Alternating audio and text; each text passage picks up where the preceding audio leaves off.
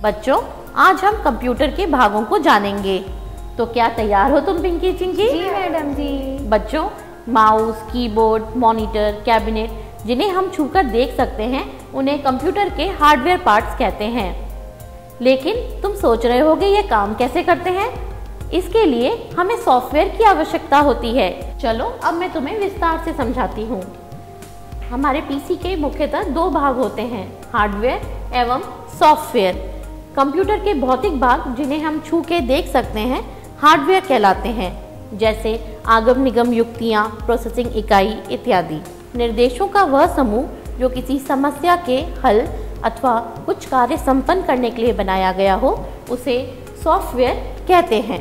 Programme में लिखे निर्देश कंप्यूटर के हार्डवेयर को निर्देशित करते हैं कि उन्हें क्या करना है और कब करना है। सॉफ्टवेयर दो प्रकार के होते हैं, अनुप्रयोगी अर्थात एप्लीकेशन सॉफ्टवेयर एवं सिस्टम सॉफ्टवेयर। मैडम जी, इन दोनों तरह के सॉफ्टवेयर में क्या अंतर है? बच्चों, चलो अब हम इसके बारे में विस्तार से बात करते हैं। बच्चों, सिस्टम सॉफ्टवेयर वह सॉफ्टवेयर है जो कंप्यूटर को मूल फंक्शन प्रदान करता है और कंप्यूटर की क्रियाओं को नियंत्रित करता है, जबकि एप्लीकेशन सॉफ्टवेयर को विशिष्ट कार्यों को पूरा करने के लिए उपयोगकर्ता द्वारा काम में लिया जाता है। सिस्टम सॉफ्टवेयर के बिना एप्लीकेशन सॉफ्टवेयर को निष्पादित अर्थात एग्जीक्यूट करना संभव नहीं है। सिस्टम सॉफ्टवेयर उपभोगी एवं कंप्यूटर के बीच संबंध स्थापित करने में सहायक होते हैं। सिस्टम सॉफ्टवेयर कंप्यूटर संरचना टीम द्वारा बनाए जाते हैं। अनुप्रयोगी सॉफ्टवेयर या पैकेज उच्च स्तरीय भाषा में लिखे जाते हैं। मैडम जी, एक बात तो बताइए, यह उच्च स्तरीय भाषा क्या होती है? बच्चों, कंप्यूटर को निर्देश देने हेतु जो प्रोग्राम या सॉफ्टवेयर बनाए जाते हैं उन्हें कंप्यूटर की भाषा में बनाया जाता है। कंप्यूटर की भाषाएं हैं निम्न स्तरीय भाषा, उच्च स्तरीय भाषा एवं बहु उच्च स्तरीय भाषा। निम्न स्तरीय भाषा में मशीनी भाषा आती है। कंप्यूटर केवल मशीनी भाषा ही समझता है, लेकिन मशीनी भाषा में निर्देश देना काफ़ी कठिन होता है क्योंकि इसके लिए हमें कंप्यूटर की पूरी जानकारी होनी चाहिए। एक मशीन पे बने मशीनी भाषा के प्रोग्राम को दूसरी मशीन पे चलाना मुमकिन नहीं होता, इसलिए उच्च स्तरीय भाषा का प्रयोग होने लगा। उच्च स्तरीय भाषा में प्रोग्राम या निर्देश लिखना काफ़ी आसान होता है। उच्च स्तरीय भाषा मशीन आधारित नहीं होती है। उच्च स्तरीय भाषा में आसानी से कंप्यूटर को दिए जाने वाले निर्देश या प्रोग्राम लिखे जा सकते हैं। लेकिन मैडम जी, अभी तो आपने बताया कि मशीन केवल मशीनी भाषा समझती है, तो उच्च स्तरीय भाषा मशीन कैसे समझेगी?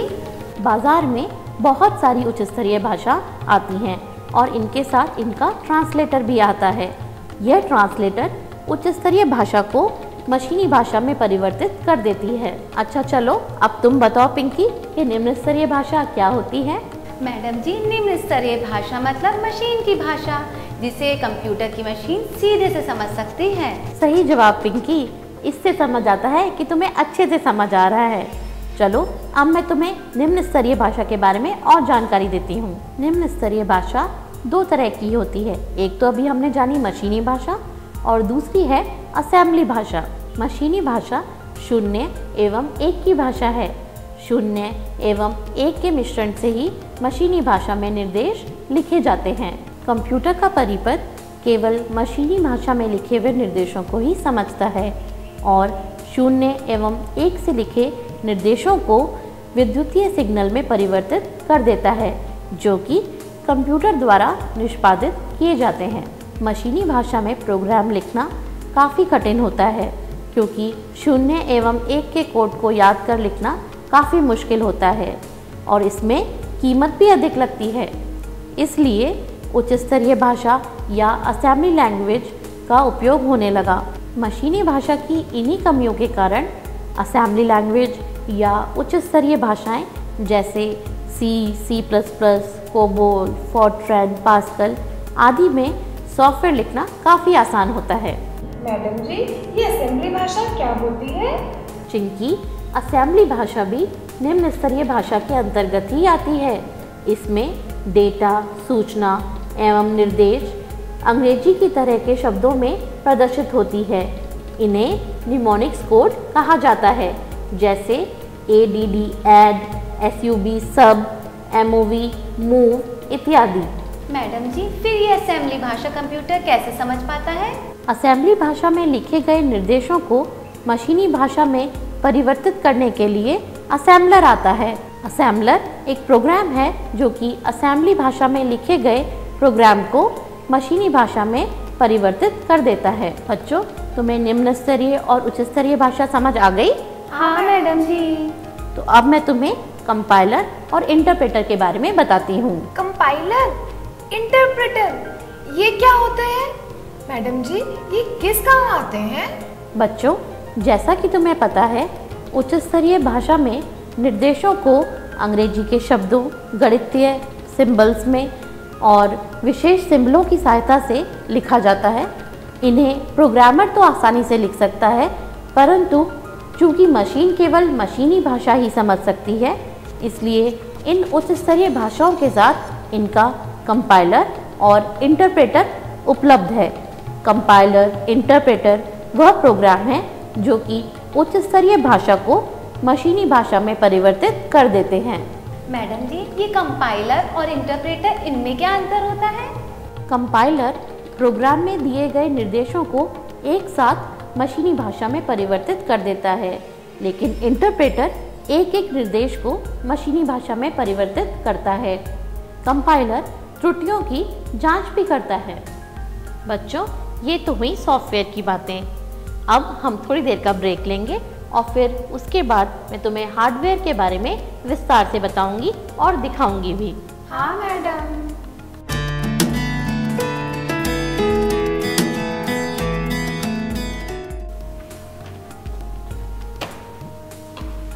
आ गए तुम लोग? हाँ मैडम जी। लेकिन मैडम जी, ये सब क्या है? तुम्हें हार्डवेयर युक्तियों के बारे में अच्छे से समझाने के लिए ही मैंने यह सब लगवाया है। कीबोर्ड, माउस, मॉनिटर, इन सब को तो तुम जानते ही हो। आज हम scanner, printer, web camera, mic, इन सब के बारे में भी विस्तार से चर्चा करेंगे। सबसे पहले हम इनपुट युक्तियों के बारे में बात करते हैं। इनपुट युक्तियों की सहायता से हम कंप्यूटर को आंकड़े व निर्देश दे सकते हैं। Mouse, keyboard, scanner, mic, web camera, यह सब कंप्यूटर के इनपुट यंत्र हैं। बच्चों, कीबोर्ड को कंप्यूटर का स्टैंडर्ड इनपुट यंत्र भी कहते हैं। कीबोर्ड पर विभिन्न कुंजियां होती हैं। देखो, यह जो कुंजियां दिख रही हैं, जिन पर अंग्रेजी वर्णमाला के अक्षर मुद्रित हैं, इन्हें अक्षर कुंजियां कहते हैं।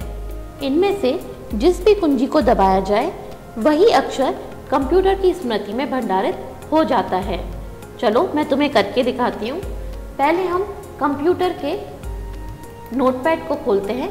इस पर हम कीबोर्ड की सहायता से कुछ भी लिख सकते हैं। जैसे कि मैंने यहाँ पर जब P अक्षर की कुंजी को दबाया, तो देखो यहाँ पर P लिख गया। इस तरह से हम कुछ भी लिख सकते हैं।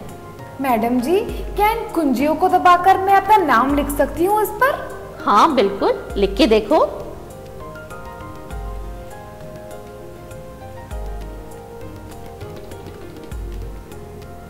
देखो, यहाँ तुम्हारा नाम आ गया। अरे वाह। तो यह तो हुई अक्षर कुंजियों की बात। अक्षर कुंजियों के ऊपर 1 से लेकर 9 एवं 0 की कुंजियां हैं। इधर विराम चिन्हों वाली कुंजियां हैं, जैसे comma, colon, semicolon, question mark.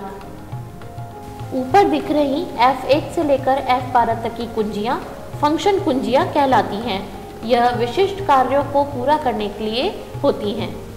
विभिन्न सॉफ्टवेयर इन कुंजियों को अलग अलग तरह से संबद्ध करते हैं, जिससे कि उपयोगकर्ता को सॉफ्टवेयर में काम करते समय मदद मिलती है। F1 की का ज़्यादातर सॉफ्टवेयर में उपयोग होता है कि सॉफ्टवेयर में काम करते वक्त मदद देना। तो मैडम जी, जैसे हम अंग्रेजी के लेटर कक्षा में लिखते हैं, वैसे ही इन कुंजियों की मदद से वो लेटर हम कंप्यूटर पे बना सकते हैं। हाँ बच्चों, बिल्कुल। बल्कि अंग्रेजी में ही क्यों, जिस भाषा में चाहो उस भाषा की लेटर तुम बना सकते हो। एक ही कीबोर्ड से अलग अलग भाषाओं में लेटर लिखा जा सकता है। मैडम जी, अगर हमें कंप्यूटर पर लिखते समय एक लाइन छोड़ के या 2 लाइन छोड़ के लिखना हो तो उसे कैसे लिखेंगे? बच्चों, इसके लिए कीबोर्ड पर बहुउपयोगी एंटर कुंजी होती है। अच्छा चलो बताओ, एंटर का क्या मतलब होता है? मैडम जी, एंटर का मतलब प्रवेश करना। बिल्कुल सही चिंकी। एंटर कुंजी के 2 उपयोग हैं। अगर हमें लाइन छोड़ के लिखना हो, नई लाइन डालनी हो, तो उसके लिए एंटर कुंजी दबाएंगे और निर्देशों के अंत करने के लिए भी एंटर कुंजी का इस्तेमाल होता है। मैडम जी, कीबोर्ड में तो केवल ए से लेकर जेड तक की कुंजियां हैं, लेकिन लिखते वक्त हमें कभी छोटे तो कभी बड़े अक्षरों में लिखना होगा, तो यह कैसे मुमकिन होगा? यहाँ कीबोर्ड में तो अलग अलग कुंजियां हैं ही नहीं। देखो पिंकी, जब हम कीबोर्ड की सहायता से लिखते हैं तो छोटे अक्षर ही आते हैं। बड़े अक्षरों में लिखने के लिए हमें कैप्स लॉक कुंजी को ऑन करना होगा। एक बार दबाने पर यहाँ हरी लाइट प्रदर्शित होती है, इसका मतलब कैप्स लॉक कुंजी ऑन है। अब हम जो भी अक्षर लिखेंगे वह बड़े अक्षर आएंगे। देखो यहाँ, इसको पुनः दबाने पर हरी लाइट चली गई, इसका मतलब कैप्स लॉक ऑफ हो गया। अब लिखने पर वापस से छोटे अक्षर आएंगे। बच्चों, एक और तरीका है जिससे कि हम बड़े अक्षर लिख सकते हैं। अगर यह शिफ्ट की दबाकर रखें और कोई भी अक्षर दबाएं तो वह बड़े आएंगे। देखो, लेकिन बच्चों एक बात ध्यान रखना, अगर कैप्स लॉक की ऑन है तो शिफ्ट दबा के अक्षर लिखने पर वे छोटे आएंगे। मैडम जी, निचले छोर पे जो लंबी कुंजी दिखाई दे रही है वह किस काम की है? चिंकी, इसे स्पेस बार कहते हैं। बच्चों, यह कुंजी स्पेस देने के काम आती है। लिखते वक्त अगर स्पेस देनी हो तो इसे दबाया जाता है। देखो, यह एरो कीज हैं। जो लिखा हुआ है उसमें ऊपर जाने के लिए ऊपर वाली एरो की, नीचे जाने के लिए नीचे वाली एरो की और दाएं बाएं के लिए भी एरो कीज हैं। यहाँ पर देखो, जैसे हमने ये लिख रखा है, ये जो ब्लिंक हो रहा है इसे कर्सर कहते हैं। कर्सर को ऊपर ले गए, नीचे ले गए, दाएं बाएं हमने इसको करा।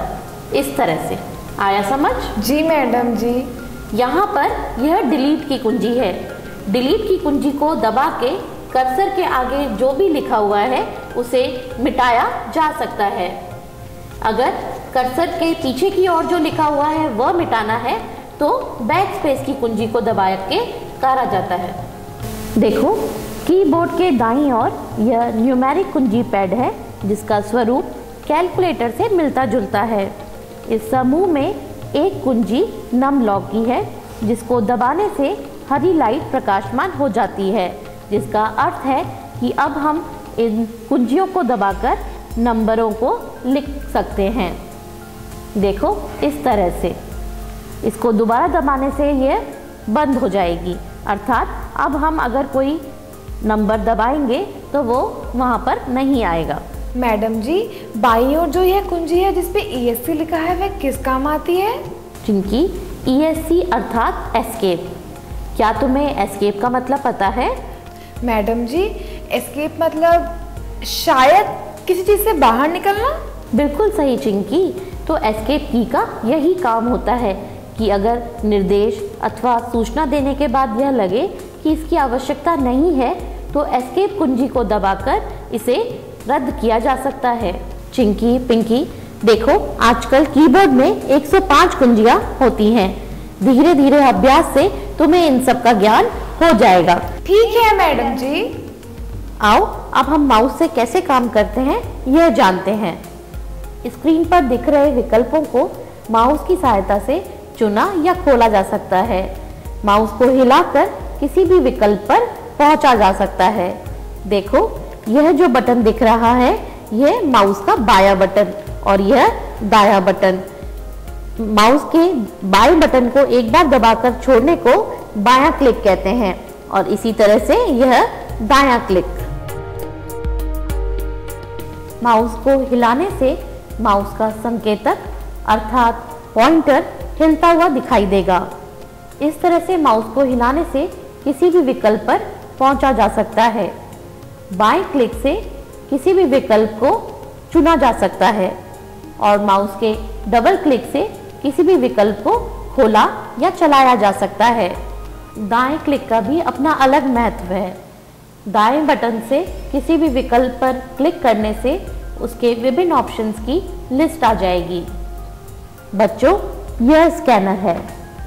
स्कैनर एक ऐसी इनपुट युक्ति है जिससे चित्रों अथवा लिखित सूचना के पृष्ठ को कंप्यूटर में भंडारित किया जा सकता है। जैसे मान लो कि तुम अपने स्कूल के किसी सांस्कृतिक समारोह की रिपोर्ट तैयार कर रहे हो, तो समारोह में खिंची हुई तस्वीरों को स्कैनर की मदद से स्कैन कर कंप्यूटर में भंडारित कर सकते हो और एक बड़ी अच्छी रिपोर्ट तैयार कर सकते हो। अरे वाह मैडम, ये तो बहुत उपयोग की चीज है। मैडम जी, यह क्या चीज है? बच्चों, इसे माइक कहते हैं। माइक के द्वारा ध्वनि को रिकॉर्ड किया जाता है। माइक ध्वनि तरंगों को ऑडियो संकेतों में बदल देता है। बच्चों, माउस, कीबोर्ड, स्कैनर, माइक, इन सब के जैसे ही एक और इनपुट युक्ति है जिसे वेब कैमरा कहते हैं। देखो, यह वेब कैमरा है। वेब कैमरा कंप्यूटर से जोड़ा जाता है और यह कंप्यूटर के नेत्र की तरह काम करता है। यह यंत्र दृश्य को डिजिटल रूप में बदलने की क्षमता रखता है। वेब कैमरा और माइक के माध्यम से दो या दो से अधिक लोग एक दूसरे के साथ कंप्यूटर पर बात कर सकते हैं और एक दूसरे को देख सकते हैं। जैसा कि तुमने देखा होगा, विदेश में रहने वाले बच्चों से उनके माता पिता अपने घर पर ही कंप्यूटर के जरिए बात करते हैं और उन्हें देख पाते हैं। अरे वाह, तो क्या मैडम जी मैं अपने शहर में रहने वाली सहेली को कंप्यूटर के जरिए देखकर बात कर सकती हूँ? हाँ बिल्कुल पिंकी, लेकिन इसके लिए तुम्हें रोज हमारी कंप्यूटर शाला में उपस्थित रहना होगा और ध्यान लगाकर सीखना होगा। यह तो हुई इनपुट युक्तियों की बात। अब हम आउटपुट युक्तियों के बारे में बात करते हैं। आंकड़े मिलने के पश्चात कंप्यूटर निर्देशों के अनुसार आंकड़ों पर कार्य करता है और परिणाम तैयार करता है। इन परिणामों को कंप्यूटर के स्मृति में ही भंडारित करता है। परिणाम प्रस्तुत करने के लिए आउटपुट युक्तियों का इस्तेमाल होता है। प्रिंटर, मॉनिटर, स्पीकर आदि आउटपुट युक्तियां हैं। मैडम जी, मॉनिटर तो हम जानते हैं, ये जो स्क्रीन दिखाई दे रही है ये मॉनिटर ही है ना? हाँ चिंकी, यह मॉनिटर ही है। इसे वीडियो डिस्प्ले यूनिट कहते हैं। मॉनिटर टेक्स्ट और ग्राफिक्स को प्रदर्शित करता है। मॉनिटर का अपना अलग से पावर बटन होता है जिससे इसे चालू या बंद किया जा सकता है। स्क्रीन पर प्रदर्शित की जा सकने वाली सबसे छोटी वस्तु यानी बिंदु को पिक्सेल कहा जाता है तथा स्क्रीन पर अधिकतम प्रदर्शित की जा सकने वाली बिंदुओं को स्क्रीन का रिजोल्यूशन कहते हैं। यदि रिजोल्यूशन अधिक होगा तो स्क्रीन पर दिखाई देने वाली वस्तुएं अधिक साफ दिखाई देंगी, क्योंकि एक बिंदु से दूसरी बिंदु के मध्य की दूरी काफी कम होगी।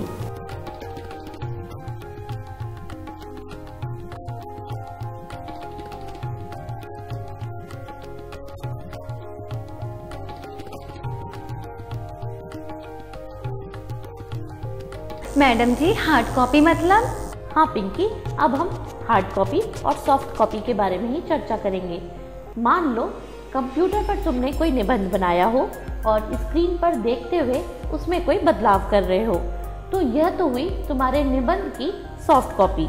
लेकिन अगर तुम अपने निबंध को कागज पर छपवा लो तो फिर उसमें कोई बदलाव नहीं किया जा सकता। प्रिंटर की मदद से हम अपने डॉक्यूमेंट को कागज पर छपवा सकते हैं। इसे ही हार्ड कॉपी कहते हैं और प्रिंटर को हार्ड कॉपी आउटपुट युक्ति कहते हैं। मैडम जी, विभिन्न प्रकार के प्रिंटर्स कौन कौन से होते हैं?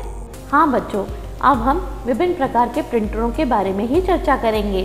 प्रिंटरों को मुख्यतः character printer, line printer, brush printer की श्रेणियों में वर्गीकृत किया जाता है। मैडम जी, कैरेक्टर प्रिंटर्स क्या उन प्रिंटर्स को कहते हैं जो एक एक कैरेक्टर छापते हुए कार्य करते हैं? हाँ पिंकी, एक समय में प्रिंटर कितना प्रिंट कर सकता है, इसी हिसाब से प्रिंटर को कैरेक्टर प्रिंटर, लाइन प्रिंटर या पेज प्रिंटर कहा जाता है। जैसे कि लेज़र प्रिंटर्स एक समय में पूरा पृष्ठ एक साथ छाप देते हैं, इसलिए इन्हें पृष्ठ प्रिंटर या पेज प्रिंटर कहा जाता है। लेज़र प्रिंटर की गति 20 प्रश्न प्रति मिनट तक हो सकती है। डेजी व्हील प्रिंटर एक कैरेक्टर प्रिंटर है।